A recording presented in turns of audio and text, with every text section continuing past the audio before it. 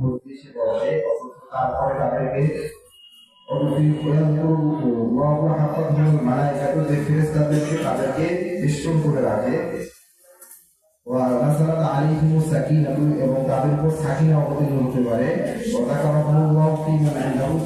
শেষ অংশে যে আল্লাহ তাআলা যে বান্দাগুলো এই দিন মজলিসে বসে এই বান্দাদের ব্যাপারে আল্লাহ তাআলার নিকটে যে ফেরেশতাগুলো থাকে তাদের কাছে বলতে থাকে যে দেখো এই বান্দাগুলো আমার দিন মজলিসে বসেছে, আল্লাহ তাআলা এটা গর্ব করে বলতে থাকে।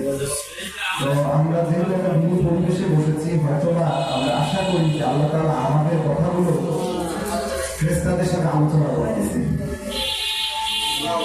তো এরকম একটি দিন মজলিসে আল্লাহ তাআলা আমাদেরকে বসার তৌফিক দান করেছে, যেখানে আমরা একটা উদ্দেশ্য নিয়ে বসেছি। আমাদের উদ্দেশ্যটা হচ্ছে যে এখানে একটি দিনী প্রতিষ্ঠান হবে, যে দিনী প্রতিষ্ঠানের আজকে থেকে তারা তাদের কার্যক্রম শুরু করবে, যে আল্লাহ তাআলা এই দিনী প্রতিষ্ঠানটাকে আমাদের মাধ্যমে কবুল করে নেয়।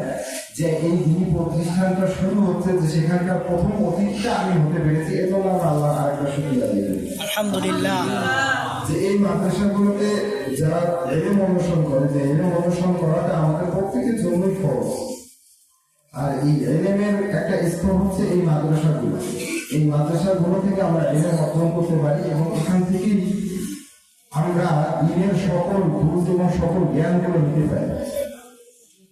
যে আল্লাহ রাসূল সাল্লাল্লাহু আলাইহি সাল্লামের একটি হাদিস, যে সেই হাদিসে বলা হয়েছে যে মান ক্বারাআল কুরআন, ইবারতে এরকম, মান ক্বারাআল কুরআন ফাস্তাযহারাহু ওয়া হাল্লা হালালু ওয়া হারামা হারামাহু আদখালাহুল্লাহুল জান্নাহ ওয়া শাফা'a লাহু ফি আশরাতিন মিন আহলি বাইতিহি কুল্লুহুম ক্বাদ ওয়াজাবাত লাহুমুন নার।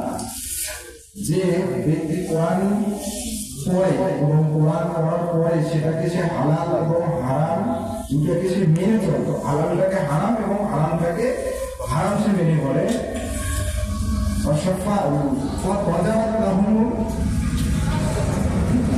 তার জন্য জাহান্নামটা হারাম হয়ে যায়।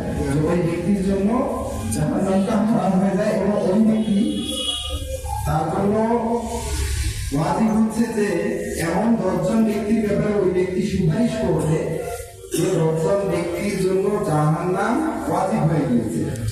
এখন আমি আপনার সন্তানরা যদি এই মাদ্রাসায় এসে এই কোরআনের শিক্ষাগুলো অর্জন করে এবং হাদিস অর্জন করে, হাদিস পড়ে, তাহলে আমার এই সন্তানটা হয়তো রোজ কিয়ামতের দিন সে যদি হালাল হারাম মেনে চলতে পারে, তাহলে তার জন্য এটা ওয়াজিব হবে যে সে রোজ কিয়ামতের দিন আপনার পরিবারে, আমার পরিবারে যারা যাদের জন্য জাহান্নাম